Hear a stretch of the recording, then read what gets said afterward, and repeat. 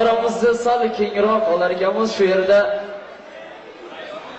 Temurbek akamizni, ko'p bolamizni hurmatlaridan tashrif buyurgan ko'plab san'atkorlarimiz bor.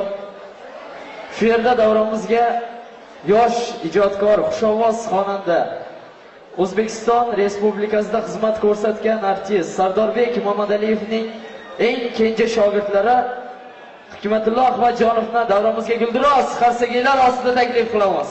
Marhamat.